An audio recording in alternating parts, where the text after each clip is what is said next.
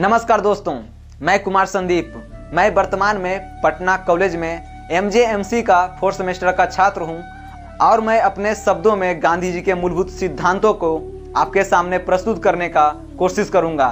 उससे पहले मैं छोटी सी एक पंक्ति पढ़ना चाहूँगा कि हम युवा देश की ताकत हैं, परिवर्तन लाकर मानेंगे, कर देंगे ऐसा काम यहाँ लोग मील का पत्थर जानेंगे कि तिरस्कार नहीं हो पाएगा ये वतन सहस्त्र वर्षों तक, कि तिरस्कार नहीं हो पाएगा ये वतन सहस्त्र वर्षों तक, तब जाकर ये दुनिया वाले भारत को चिर युवा नाम से जानेंगे। तो चलिए शुरू करते हैं। गांधी जी कोई व्यक्ति नहीं बल्कि एक विचारधारा है जो कि आज की दुनिया में भी बहुत प्रासंगिक हैं। इनका विचारधारा इतना महान था कि विश्व के सर्वोच्च पुरस्कार नोबेल शांति पुरस्कार के पैनलों ने इन्हें सम्मानित करना उचित नहीं समझा, क्योंकि इनका विचारधारा इतना सर्वश्रेष्ठ है कि इनका विचारधारों का पैमाना तय करना इनके सिद्धांतों का उल्लंघन होता।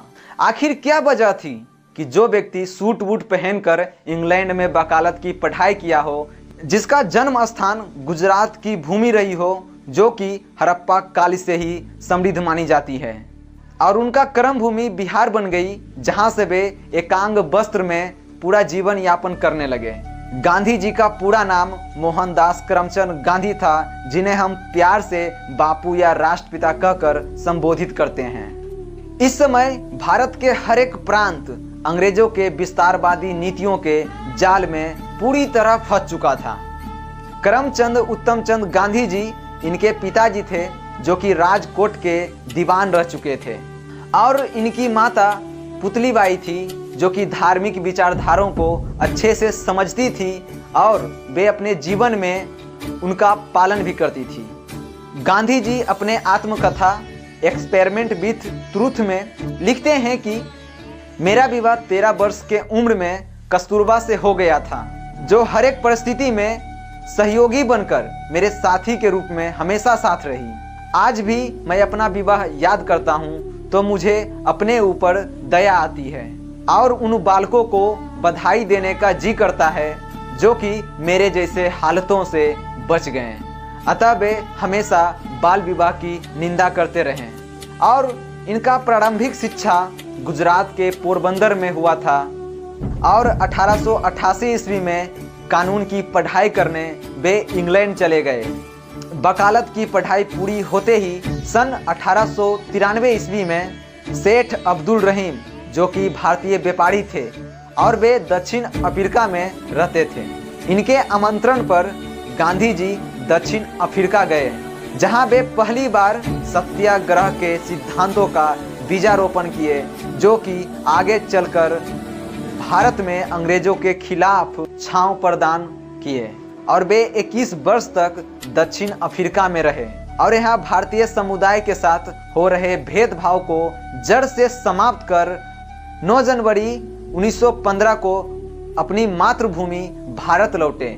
और इसी दिन को याद करते हुए हम प्रवासी दिवस के रूप में मनाते हैं। गांधी जी भारत को अंग्रेजों के जाल से आजाद कराने के उद्देश्य से लगभग 2 वर्ष तक देश का भ्रमण कर सामाजिक, आर्थिक और राजनीतिक स्थिति को अच्छे से समझ लेने के बाद सन 1917 में भारत की धरती पर पहली बार बिहार के चंपारण जिला में अंग्रेजों के द्वारा किसानों से जबरन नील की खेती के विरुद्ध वे सत्याग्रह का उपयोग किए, जिसमें वे सफल भी रहे।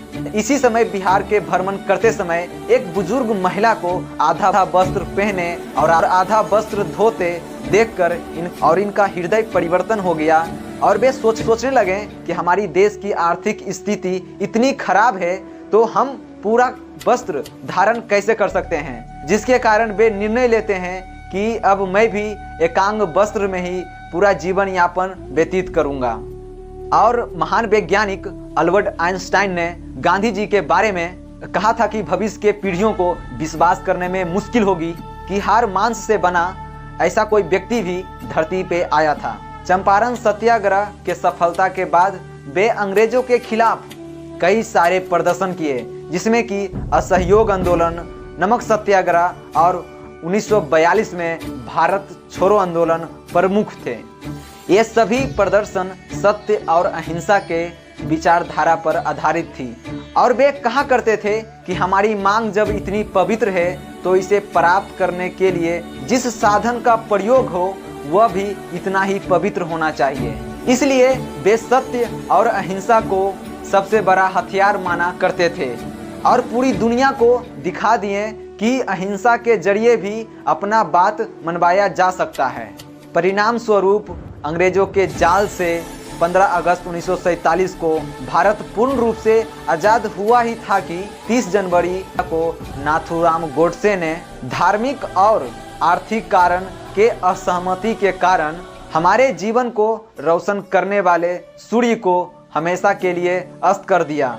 इसी काली दिन को याद करते हुए शहीद दिवस या मृत्यु दिवस के रूप में मनाते हैं। अतः हम गांधी जी के विचारधारा से प्रेरणा लेकर हम कह सकते हैं कि आँख के बदले आँख दुनिया को अंधा बना देगी। आज अधिकतर देशों में हिंसा और युद्ध के कारण महंगाई, बेरोजगारी जैसी तमाम आर्थिक स्थिति उत्पन्न हो रही है, जो कि दुनिया को एक विनाश की ओर ले जा रही है। ऐसे में गांधी जी के दिखाए मार्ग पर चलकर ही शांति और भाईचारा ला सकते हैं। वीडियो अच्छा लगा हो तो वीडियो को ज़्यादा से ज़्यादा लाइक कीजिएगा, चैनल को सब्सक्राइब कीजिएगा। जय हिंद।